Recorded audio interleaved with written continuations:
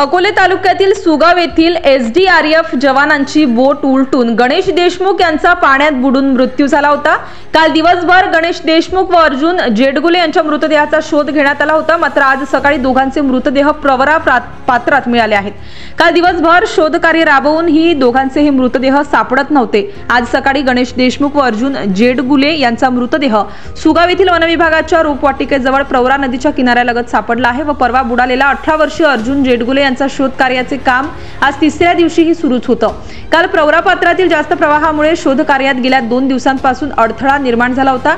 आज ठाणे महानगरपालिकेच्या आपत्ती व्यवस्थापन दलाने कॅमेऱ्याद्वारे शोध सुरू ठेवला असता होता, मात्र घटनेच्या ठिकाणी मृतदेह आढळून येत नव्हते। काल बोट उलटून झालेल्या दुर्घटनेत आपत्ती व्यवस्थापन टीमचे 3 जण तर स्थानिक सामाजिक कार्यकर्ते गणेश देशमुख, सागर जेडगुले, अर्जुन जेडगुले हे पाण्यात बुडाले होते। एकूण 6 जणांना जलसमाधी मिळाली आहे। तर आज गणेश देशमुख व अर्जुन जेडगुले यांच्या शोधकार्यासाठी सलग तिसऱ्या दिवशी शोधकार्यासाठी पुन्हा एकदा आज सकाळी 6 वाजेपासून ठाणे आपत्ती व्यवस्थापनाची टीम काम करत असतानाच काही अंतरावर गणेश देशमुख व अर्जुन जेडगुले यांचा मृतदेह मिळून आला आहे।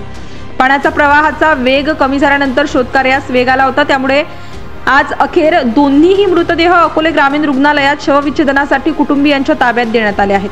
कदाचित पाण्याचा प्रवाह काल बंद केला असता तर जवानांचे प्राण वाचले असते, मात्र पाणी बंद न करण्याच्या अट्टहासामुळेच काल जवानांचा बळी गेला असून त्यामुळे स्थानिक नागरिकांनी मात्र नाराजी व्यक्त केली आहे।